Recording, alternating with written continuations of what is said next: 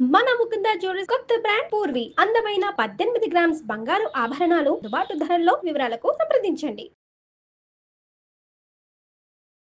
నమస్తే రమగారు. నమస్తే జయ.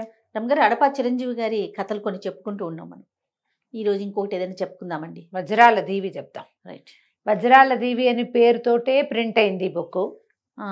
ఇదే మొదటి కథ ఆ పుస్తకంలో. దాంట్లో ఇంతకుముందు వేరే కథ చెప్పుకున్నాం కదా, వజ్రాల దీవి పేరుతోటి క్లాసిక్ బుక్స్ వాళ్ళు ప్రింట్ చేసిన కథ. ఇది ఒక 55-60 పేజీలు ఉంది. బుక్ చూపిస్తారా మాకు? చూపించనా? వజ్రాల దేవి, అడపా చిరంజీవి గారు. ఇప్పుడు నీ బుక్ ఫెయిర్ లో కనపడతాయి ఇవి. ఇది కూడా క్లాసిక్ క్లాసిక్ బుక్స్ వాళ్ళే వేశారు, విజయవాడ వాళ్ళు. ఆ క్లాసిక్ బుక్స్ కి మనం ఆన్లైన్ నెంబర్ చూసుకుని ఫోన్ చేసి మాట్లాడినా మనకి పుస్తకాలు పంపిస్తారు, చదువుకోవచ్చు. నేను చాలా బ్రీఫ్ గా చెప్తా, తప్పకుండా ఎలాబరేట్ గా చక్క తాపీగా చదువుకోవడానికి. భాష బాగుంటుంది, సులువైన హాయ్ అయిన శైలిలో కథ చకచకా నడిపించేస్తారు. ఇంట్రెస్టింగ్ గా ఉంటుంది. ఈయన కొంచెం మలుపులు ఎక్కువ కథల్లో, ట్విస్ట్లు, చాలా ట్విస్ట్లు ఉంటాయి. మళ్ళీ అసలు కథను వదిలిపెట్టకుండా వెళ్తారు. చెప్దాం. వజ్రాల దీవి. ఓకే అండి. ఏదో రాజ్యం పేరు చూద్దాం. పేర్లు గుర్తుపెట్టుకోవడం కష్టం చేయ కదా. ఈ కథల మీద ఎక్కడ గుర్తుంచుకుంటారు మీరు కాబట్టి. వింధ్యాటవిని ఆనుకుని ఉన్న ఒక రాజ్యంలో భద్రయ్య అని ఒక సైనికాధికారి ఉండేవారు. అయితే ఏంటంటే మొదట కాలంలో చాలా నిజాయితీపరుడిగా పేరు తెచ్చుకుని చాలా గట్టిగా మంచి పౌరుషము, శూరత్వము, వీరత్వము ఉన్నవాడే ఈయన. ఈయనకు ఒక కుమారుడు ఉన్నాడు జయశీలుడని, భార్య మీనాక్షి. ఒక నడి వయసు వస్తూ ఉండగానే ఈయనకి ఏదో తీవ్రమైన అనారోగ్యం చేసింది. నరాలకు సంబంధించిన వ్యాధి, కదలికలు పోయినాయి. అయ్యో, మనం ఇప్పుడు కూడా చూస్తాం అట్లాంటివి. మంచాన పడిపోయాడు. అప్పుడు మరి వీళ్ళకి రిటైర్మెంట్ బెనిఫిట్స్ అవి ఉండే కాలం కాదో ఏమిటో మరి తెలీదు. కుర్రాడు ఇంకా 19-20 ఏళ్ళవాడు, 17-18 ఏళ్ళవాడుగా ఉండగానే ఈయనకి అనారోగ్యం సోకింది. ఇంకా నడి వయసు రాలా పాపం. ఎర్లీ 40sలోనే మంచాన పడిపోయాడు. ఆ భార్య దగ్గరున్న వర్తకుల ఇళ్లలో వంటలు చేస్తూ మెల్లిగా ఏదో భర్తని పిల్లాడిని చూసేది. పిల్లాడు ఆడుతూ పాడుతూ ఉండేవాడు. ఏకపుత్రులు అలాగే ఉంటారు. ఈయన పరిస్థితి రాను రాను దిగనాసిల్లిపోయి మంచానికి అంటుకుపోయేసరికల్లా కొడుక్కి ఒకసారి నచ్చజెప్పింది. నాయన, నువ్వు ఏదైనా పని చేస్తే కానీ మన ఇల్లు నడవదు, మీ నాన్నకి వైద్యం అవ్వదు, ఇది కష్టం అని చెప్పి మెల్లిగా కుర్రాడు ఏదో పనిలో పడ్డాడు. పనిలో పడితే వెతికి ఎట్లా కొట్లా వంటశాలలో సహాయం చేసే పనికి పూనుకున్నాడు. మరి ఏమొస్తాయి 20 ఏళ్ల పిల్లలకి పై పనులు సహాయం చేయటం. అయితే వీడికి ఫ్రెండ్స్ ఉన్నారు చాలామంది. వీళ్ళలో చిత్రముఖుడు అనేవాడు ఇతనికి క్లోజ్ ఫ్రెండ్. ఈ చిత్రముఖుడు, జయశీలుడు ఇద్దరు వంటశాలలో, రాజుగారి వంటశాలలో పనికి దిగారు. ఏదో చేసేవాళ్ళు ఇద్దరు చేరుకో పని. ఒకసారి ఏమైందంటే పక్కనే అశ్వశాల ఉంటే ఒక గుర్రం మీద ఉన్న సైనికాధికారిని గుర్రం పడేసేసింది. పడేస్తే ఈ పిల్లాడు ఆయన్ని లేవదీసి ఆ గుర్రాన్ని లొంగదీశాడు. లొంగదీసరికల్లా ఆయన ఆశ్చర్యపోయాడు. ఊరిని నువ్వు ఉండాల్సింది ఇక్కడ కాదురా, నువ్వు అశ్వశాలలో ఉండాలి, కొంచెం పెద్ద పోస్టులో ఉండాలి, నువ్వు చాలా బలశాలివి, తెలివిగలవాడివి, గుర్రాన్ని లొంగదీయగలిగేవంటే నువ్వు మామూలు వాడివి కాదు, మంచి పౌరుషం ఉన్నవాడివి అంటే ఈ అబ్బాయి ఏమన్నాడంటే, నాకు ఒక సహాయం చేయండి. సరే, ఉద్యోగం ఓకే. ఈ ప్రభుత్వానికి రాజుగారి వైద్యుడు ఒక ఆయన ఉన్నాడు, నారాయణాచార్యులని. ఈ తండ్రిని ఆ నారాయణాచార్యులకు చూపించాలనుకున్నారు. ఆయనని కాస్త మా ఇంటికి వచ్చి మా నాన్నను చూసేలాగా ఏర్పరచండి అని అడిగాడు. తన్ని కాపాడాడన్న దీంతో ఈ అశ్వశాల అధికారి నారాయణాచార్యులు గారిని తీసుకొచ్చాడు. ఆయన వచ్చి చూసి, ఇది చాలా విచిత్రమైన జబ్బు, మామూలు ఏ మందులకి ఇది లొంగదు, ఇది నార్మల్ అయ్యే అవకాశం లేదు, ఒక అపురూపమైన మూలిక ఒకటి ఉంది, సాధారణంగా దొరకదు, తేవటం కూడా కష్టమే, ఇంక ఇది వ్యాధి మొదలెట్టే ఎంతకాలమైంది అని లెక్కపెట్టి ఇంకొక 3 నెలల సమయం ఉంది ఇతనికి, తర్వాత మరణమే. ఇంకా ఈ మాత్రం క్రియ, ఆహారం మింగే క్రియ కూడా ఉండదు అని చెప్పి ఏం చెప్పాడంటే, మనకి ఇక్కడ వజ్రాల దీవి అని ఒక దీవి ఉంది. ఆ వజ్రాల దీవిలో ఈ సంజీవని అనే ఒక ప్రత్యేకమైన మూలిక దొరుకుతుంది. అది కనపడుతుంది ప్రత్యేకంగా. ఆ మూలిక చిన్న ముక్కున్నా చాలు, అది కనుక తెచ్చి దాని రసం ఇస్తే ఇతను మామూలు మనిషి అవుతాడు. అది తేకపోతే జరిగేదేం లేదు. ఈ కుర్రాడు అన్నాడు, నేను వెళ్తాను, తప్పకుండా ప్రయత్నం చేస్తాను అన్నాడు. ఈ అబ్బాయి ఉద్యోగంలో చేరిన దగ్గర నుంచి డబ్బులు దాచిపెట్టాడు. కొంతకాలం జరిగింది వంట పాకశాలలో. మరి వెంటనే ఏమి ఇతనికి పెద్ద ఉద్యోగం పెద్ద అవకాశం లభించాల. అప్పటి నుంచి ప్రతి రూపాయి దాచిపెట్టాడు. వాళ్ళ అమ్మ ఇళ్లలో పనిచేసి ఇల్లు నడుపుతుంటే వీడితో సంపాదించిన డబ్బంతా దాచాడు. నేను ప్రయత్నం చేస్తా ఈ వజ్రాల దీవికి ఎలా వెళ్ళాలి ఏమిటి, వెళ్తూ ఉంటే సమాధానం లభిస్తుంది. మనకి ఇక్కడికి కొంత దూరం అంతే, ఈ దిక్కులో ఉందని మాత్రమే తెలుసు, అంతకంటే విశేషంగా తెలియదు. ప్రయత్నం చేసుకుని అడుగుతూ వెళ్ళటమే. ఇదివరకు మ్యాపులు గిప్పులు లేవు కదా ఇట్లా. గూగుల్ మ్యాప్స్ ఇక్కడ అయితే గూగుల్ మ్యాపులుగా ఏవి పనిచేసేవి? ఋషులు, మునులు, రాజకుటుంబాల్లో ఉన్న కొంతమంది ప్రత్యేకమైన వ్యక్తులు, వాళ్ళు గూగుల్ మ్యాపులుగా పనిచేసేవాళ్ళు. అంజన వేసి ఇక్కడి నుంచి తూర్పుగా వెళ్ళు, దక్షిణంగా వెళ్ళు, కొండ ఉంటుంది, ఎక్కు దిగు దూకు, ఒక నది ఉంటుంది దాన్ని దాటు, అక్కడ ఉంది, అలాంటివి చెప్పగలిగేవాళ్ళు. అవకాశం ఇంకో రకంగా లేదు. సరే ఇతను ఏం చేశాడు, సంపాదించిన డబ్బులన్నీ తల్లి చేతికి చమ్మను పని కోసం బయటికి వెళ్ళొద్దు, ఈ ఉన్న దాంతో ఈయన ఇచ్చిన ఏదో పొళ్ళో ఏదో ఇచ్చారుగా వైద్యం నడిపించు, ఈ డబ్బులు పెట్టుకుని ఇంట్లో ఉండండి నాన్న, నువ్వు నేను ట్రై చేసి తెస్తానన్నాడు. తనతో పాటు చిత్రముఖుడిని తీసుకెళ్ళాడు.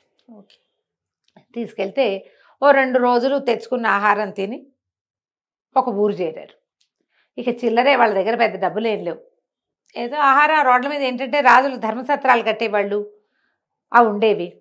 అడవుల్లో పళ్ళు కాయ కసరు ఏదో ఉండేది. పల్లెటూళ్ళలో ఎవరైనా వాకిట్లో పోయే పిల్లలు ఎవరైనా కనపడితే ఏమైనా 2-3 పనులు చేయించుకుని వాళ్ళతో భోజనం పెట్టే విధానాలు కొన్ని ఉండేవి. పొలాల్లో పనులు చేసి డబ్బులు సంపాదించుకునేవాళ్ళు. డబ్బు కంటే చాలా ప్రధానమైన అవసరం భోజనమే.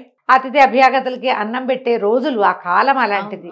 ఇప్పట్లాగా ఏర్పాట్లు చేసుకుని వెళ్ళవలసిన పని లేనే లేదు. అప్పుడు ఏదో చిన్న ఏర్పాటుతో వెళ్ళేవాడు. ఓ పేదరాజు పెద్దమ్మ దగ్గర ఆగారు. ఆవిడ దగ్గర భోజనం చేసి ఉన్న చిల్లర పైసలు ఆవిడ చేతిలో పెట్టి, ఏమిటవ్వా మీ ఊరు విశేషాలంటే, విశేషాలుగా ఏమున్నాయి బాబు, మరి ఇప్పుడు ఇంకా నగరం దగ్గరలో ఉంది, ఈ దేశాన్ని విరూపాక్ష దేశం అంటారు. భూపాల వర్మ గారిని ఒక రాజుగారు, ఈయనకి సూర్యప్రభ అనే సౌందర్యవతైన కూతురు, ఏదో ప్రత్యేకమైన పోటీ పెట్టి పెళ్లి చేస్తామని అనుకుంటున్నారు. ఆమె పెళ్ళి విశేషమే, ఆమె విశేషమేనని చెప్పుకుంటున్నారు నాయన ఊళ్ళోనూ అని చెప్పారు. చెప్తే వీళ్ళకి మరి వింతలు విడ్డూరాలు చూస్తూ వెళ్తేనే కదా మనకు తెలిసేది. అంతేగా. వీళ్ళు ఆ విరూపాక్ష నగరానికి వెళ్ళడానికి ఒక 2 రోజులు ప్రయాణం చేసి అక్కడికి చేరారు. ఆ విరూపాక్ష నగరంలో వీళ్ళకి కనపడింది ఏంటంటే, ఊళ్ళోకి వెళ్తుంటేనే ఒక పెద్ద ఏనుగు కనిపించింది. ఎంత ఏనుగు, అడవి ఏనుగుని తెచ్చి ఊళ్ళో మధ్యలో నుంచోబెట్టారు ఏమిటి అనుకున్నారు. తీరా దగ్గరికి వెళ్తే తెలిసింది అది ఒక రాతి ఏనుగు. చాలామంది చూస్తున్నారు అక్కడ నిలబడి. ఏమిటి అని అడిగితే, ఎవరైతే దీన్ని ఈ రాతి ఏనుగుని ఈ ఏనుగుని నడిపించి కోటకి వస్తారు, ఎత్తుకుని కోటకి తీసుకొస్తారు, వాళ్ళకి రాజకుమార్తెనిచ్చి వివాహం చేసి అర్ధరాజ్యం ఇవ్వబడుతుంది అని రాసింది అక్కడ. చూస్తే రాతితో చెక్కిన ఏనుగు అది. దాన్ని ఎట్లా ఎత్తుకుంటారు? మామూలు ఏనుగునే ఎత్తుకోలేరు, రాతి ఏనుగుని అసలు ఎత్తుకోలేరుగా. సరే వీళ్ళ పక్కన ఎక్కడో ఏవో పూటకోళ్ళ ఇల్లుంటే భోజనం చేశారు. ఈ ఏనుగుని పరిశీలిద్దామంటే ఇక ఆ ఊరో జనం అంతా చాలామంది అక్కడ నిలబడి చూస్తూ ఉంటారు.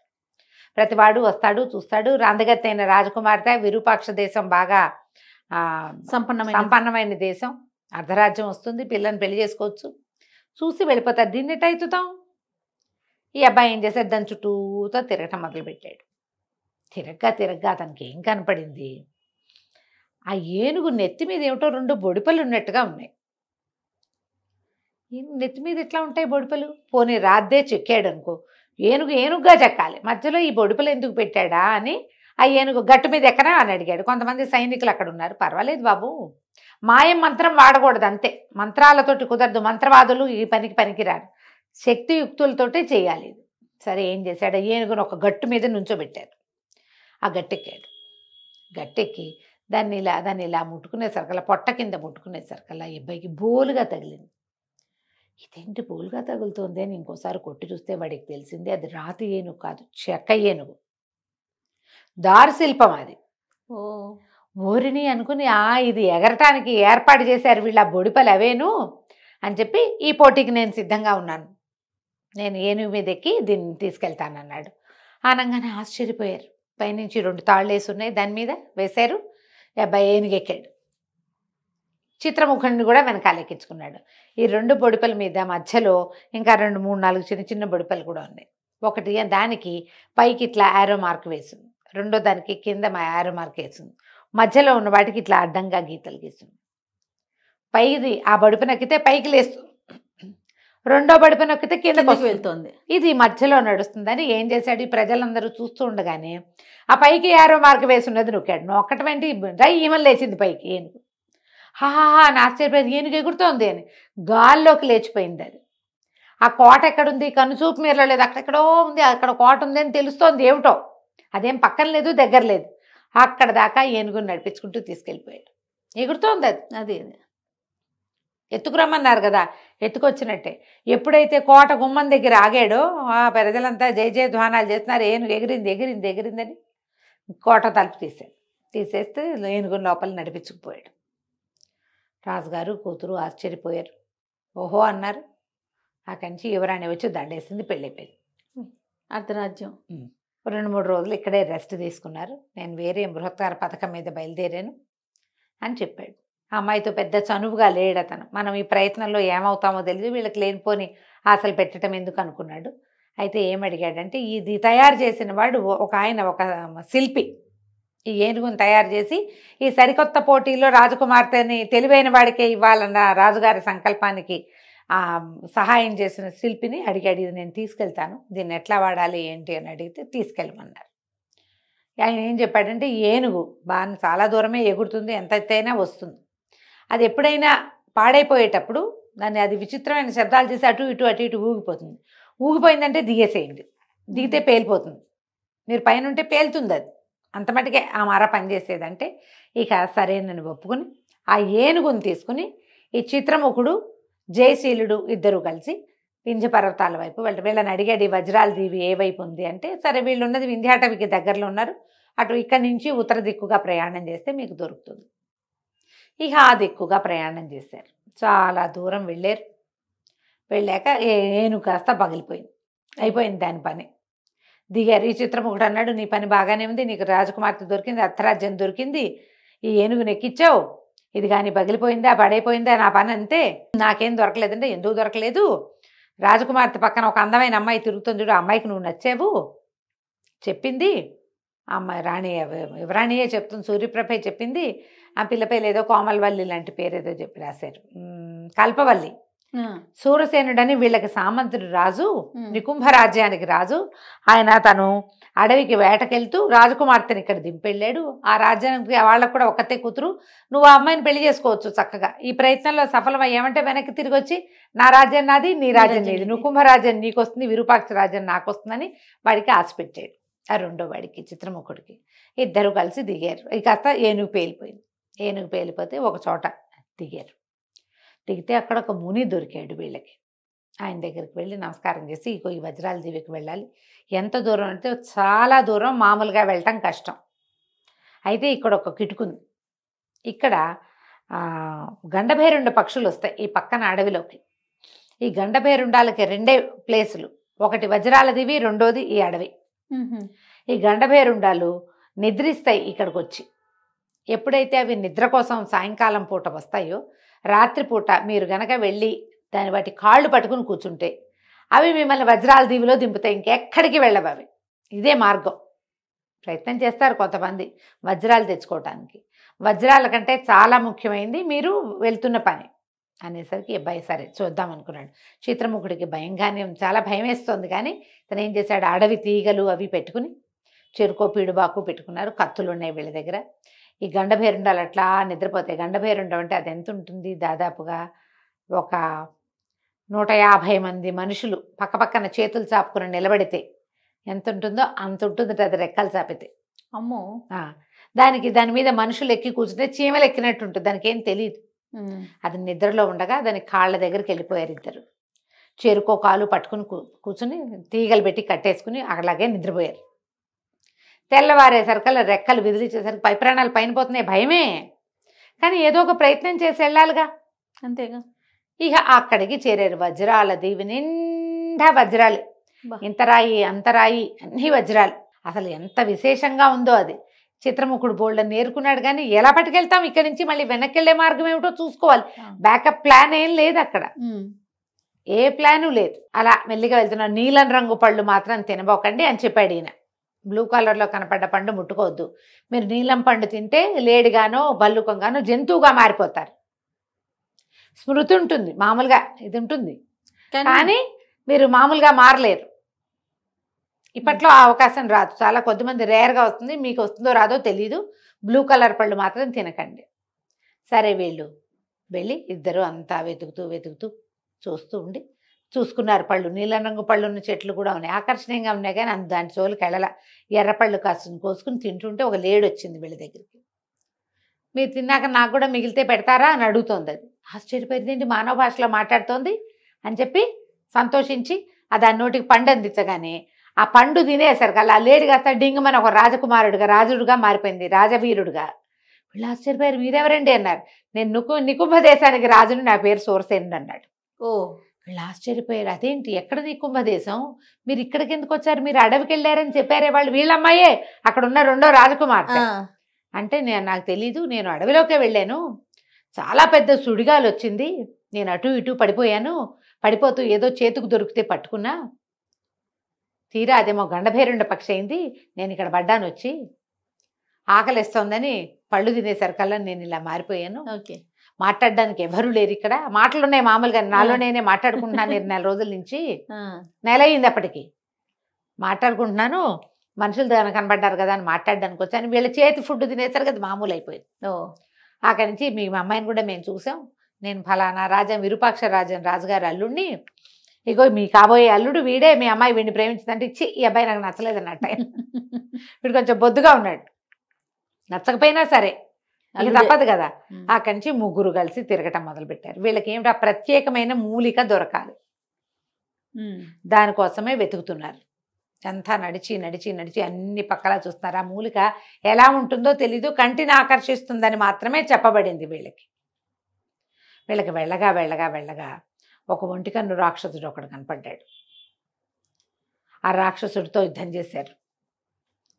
రాక్షసుడు వెళ్ళిపోయాడు. అక్కడి నుంచి ఇంకా అడవిలోకి ముందుకెళ్తే ఒక పెద్ద చెట్టు, ఆ చెట్టుకి లోపల ఇట్లా చుట్టుకుని ఈ సంజీవని వేరు అతనికి కనపడింది. చెట్టు ఎంత మెరిసిపోతోందో, ప్రత్యేకంగా కనపడుతుంది. మామూలుగా చెట్లు అట్లా ఉండవు కదా. అది చూసి దగ్గరికి వెళ్ళే లోపల ఇతనికి ఒక విషయం తెలిసింది. అందంగా ఉంది ఆ పువ్వు, ఆ చెట్టు. ఈ సంజీవని పట్టుకుని, ఓషధి పట్టుకుని ఉన్న చెట్టు కూడా భలే అందంగా ఉంది. ఏదైనా జంతువు దగ్గరికి వెళ్ళేసరికల్లా ఆ చెట్టు భీకరంగా మారిపోతుంది. 2 మొరటుగా ఉన్న 2 కొమ్మలు ఇలా ముందుకు వచ్చి అక్కడున్న ఆ లేడినో జంతువునో పట్టుకోవడం, లోపల పొట్టలో వేసేసుకుంటుంది. ఓహ్, ఇది చూశారు. ఇది మ్యాన్ ఈటర్, అది ఏదైనా ఈటర్, అది మాంసభక్షకురాలు. ఉంటాయి కదా కొన్ని మాంసభక్షకాలు ఉండే చెట్లు. అవునవును. వీడికి అర్థం కాల ఏం చెయ్యాలి. దగ్గరికి వెళ్తే ఆ వేరు కోసం దగ్గరికి వెళ్తే అది పట్టేస్తుంది. అయినా కూడా వెళ్ళాడు. వీళ్ళిద్దరు అరిచారు, కేకలు పెట్టారు, వద్దు నువ్వు వెళ్ళబోక అని. కానీ మరి వేరేమో అక్కడ ఉంది, తనకు అది కావాలి, ఆ సంజీవని. సరే ముందుకెళ్ళటం మొదలుపెట్టాడు. ముందుకెళ్తుంటే అది రెయ్యమని మీదకి వస్తుంది. వీటి దగ్గర కత్తి పిడిబాకు ఉన్నాయి కదా, కత్తి పెట్టి కొట్టడం మొదలుపెడితే ఇక ముందుకెళ్లే కొందికి భీకరంగా యుద్ధం చేస్తుంది. అది ఈ కొమ్మలు కాకుండా ఇంకో పక్క నుంచి కొమ్మలు వచ్చేస్తున్నాయి. ఓకే, మీదకి వచ్చేస్తుంటే చిత్రముఖుడు కూడా తన ఫ్రెండ్కి దెబ్బలు తగులుతాయని వాడు కూడా వచ్చాడు. ఇద్దరు కలిసి యుద్ధం చేస్తున్నారు. ఎన్నిసార్లు కొట్టేసినా మళ్ళీ కొమ్మలు మొలుచుకొచ్చేస్తున్నాయి. అవి తెగిపోయిన కొమ్మ వదిలేసి ఇంకో కొమ్మల నుంచి వచ్చేస్తుంది. నా చేతులు విరగొట్టావు నువ్వు, నీ అంతు చూస్తాను, నీ సంగతి చూస్తాను అని మాట్లాడుతోంది. అది మాటలు ఉన్నాయి ఆ చెట్టుకి. మాట్లాడుతుంటే ఈ చిత్రముఖుడు అన్నాడు, నువ్వు ఒక వీరుణ్ణి జయించాలంటే వాడి కుడికాలి బొటన వేలు గోరుని కొట్టాలి తెలుసా అన్నాడు. అలాగా అంది చెట్టు.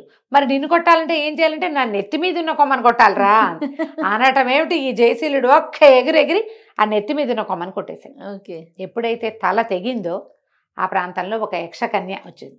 ఓహో, ఆమె ఏం చెప్పిందంటే, ఎన్నేళ్ల నుంచో నేను ఇక్కడ పడున్నాను, ఇలా మాంసభక్షణతోటే నా జీవితం గడుస్తోంది. అయితే నా అదృష్టం ఏంటంటే ఈ సంజీవని ఔషధిని కాపాడడానికే నేను ఇక్కడ ఉన్నాను. ఈ ఔషధి కావాల్సినంత తీసుకోండి, మీకేం సహాయం కావాలో చెప్పండి. ఈ లోపల చిత్రముఖుడు మావగారు ఇద్దరు కలిసి ఏరుకోగలిగినన్ని వజ్రాలు ఉత్తరీయాల్లో మూట కట్టుకున్నారు. కాకపోతే జయశీలుడు ఒక్క వజ్రం కూడా తీసుకోలే. అతనికి ఆసక్తి లేదు వాటి మీద. అది తెచ్చుకుంటే ఆటోమేటిక్గా తండ్రికి నయం అవుతుంది, తనకు ఎలాగో బ్రహ్మాండమైన రాజ్యం ఉంది. సూరసేనుడు కూడా వజ్రాల మీదే ఆసక్తిగా ఉందన్నమాట. బోల్డని ఏరు పెట్టుకున్నారు. సరే లోపలికి ఆమె చెట్టు దగ్గరికి వెళ్ళి, ఈ చెట్టు అంతా మాయమైపోయిందిగా, యక్షకన్యగా మారిపోయింది. ఆ దగదగలాడుతున్న సంజీవని వేరుని ఇంత ముక్క కట్ చేసి చాపేడి బాకుతోటి దట్టీలో పెట్టుకున్నాడు. పెట్టుకున్నాక ఈ యక్షకన్యని అడిగాడు, మమ్మల్ని ఇక్కడి నుంచి మా ఇంటికి పంపించు. రకరకాల దారులు మారుతూ మేము ఇక్కడికి వచ్చాము, ఎంతో దూరాన్ని ఉన్నాం, మేము ఎట్లా వెళ్ళగలుగుతామో తెలియకుండా ఉందంటే సరేనని ఏం చేసింది, ఆమె ఒక హంసవాహనాన్ని ఒకటి సృష్టించి ఇచ్చింది. ఇది ఎక్కి వెళ్ళిపోండి, మీరు రెండు రాజ్యాలకి ఇది మిమ్మల్ని దింపుతుంది. అది ఎక్కి కూర్చుని ఏరుకున్న వజ్రాలన్నీ మూటలుగా దాని మీద పెట్టుకుని ఓకే ముగ్గురు అక్కడి నుంచి బయలుదేరి వచ్చేసారు. ఇది నేను ఎంత స్పీడ్గా చెప్పేశాను ఈ కథని. చిన్న చిన్న ట్విస్టులతోటి మధ్యలో రకరకాల దారులు, వీళ్ళు ఏ దారుల్లో వెళ్ళారు, ఎక్కడ ఏ ప్రాంతంలో ఏముంది చక్కగా రాశారు వివరంగా. పుస్తకం తెప్పించుకుని చదవండి. డెఫినెట్గా అక్కడికి వెళ్ళాక ఇవి తీసుకుని సొంత ఊరికి తీసుకుపోయారు. ముందు తీసుకెళ్తే ఇంకా సమయం తక్కువ ఉంది వీళ్ళకి. ఆ నారాయణాచార్యులు గారు వచ్చి దాన్ని రంగరించి ఆ భద్రుడు అనే ఈ పిల్లవాడి జయశీలుడి తండ్రికి మందు చేసి ఇచ్చారు. చిన్న ముక్క మిగిలితే ఆయన అపురూపంగా ఇంత వైద్యం చేయించినందుకు జాగ్రత్తగా పెట్టుకున్నాడు. ఆయన ఎవరికైనా ఇలాంటి ప్రాబ్లం వచ్చినప్పుడు దీన్ని వాడుకోవచ్చు అని చెప్పి ఓ ముక్క ఉంచుకుని ఈయనకి వైద్యం చేసేసరికల్లా మెల్లిగా 2-3 రోజుల్లో శరీరం స్వాధీనపడి నార్మల్గా లేవగలిగాడు. తర్వాత ఈ జయశీలుడికి అమ్మాయికి పెళ్లి చేసేసారుగా ముందు. ఇతను తన రాజ్యానికి, తన మామగారి రాజ్యానికి వెళ్ళిపోయాడు. సూరసేనుడు కూడా ఈయన మొదట ఈ పెళ్లి కుమారుడు నచ్చలేదు, కానీ వాడు తెలివిగలిగిన వాడు, సాహసి, అవన్నీ అర్థమైనాయి కదా. ఆ చెట్టుని దాని ప్రాణరహస్యం ఏంటో అతనే కదా అడిగాడు. దాంతో ఆయన కూడా తీసుకెళ్లి తన కూతురు నుంచి వివాహం చేసి నికుంభ రాజ్యానికి చిత్రముఖుడు, విరూపాక్ష రాజ్యానికి జయశీలుడు రాజులయ్యి హాయిగా కాలక్షేపం చేశారు. ఆ వజ్రాల దేవి నుంచి తీసుకున్న వజ్రాలు ఏం చేసావురా అని అడిగితే అన్నీ మా మామగారు తీసేసుకున్నారు, పిల్లనిచ్చాను, రాజ్యాన్ని ఇచ్చాను, నీకెందుకు అని ఏం చేస్తున్నాడు, కాగా రాళ్లతో అచ్చంగాయలు ఆడుకుంటున్నాడు అనమాట. ఆయన ఏమో ఆయనే ఉంచుకున్నాడు. అదే అయితే ఈ వీళ్ళు ఏం చేశారంటే, కొన్ని చిత్రముఖుడు తను ఇంత దూరం తీసుకెళ్ళాడు కాబట్టి స్నేహితుడి తల్లికి, భార్యకి కొన్ని ఇచ్చాడు వజ్రాలు. ఇస్తే ఎవరైనా సహాయం అవసరమైన వాళ్ళకి ఈ డబ్బుతో సాయం చేయండి అని ఆ కోడల రాజకుమార్తె కూడా అత్తగారికే ఇచ్చేసిందట. వాళ్ళు మాత్రం తమ రాజ్యంలోనే ఉండిపోయారు. జయశీలుడు తన మామగారి రాజ్యానికి వచ్చి రాజ్యాన్ని కాపాడుతూ ఉన్నాడు. అది కంచికి మనం ఇంటికి. చాలా చాలా బాగుంది రమ్మగారు. నమస్తే. నమస్తే.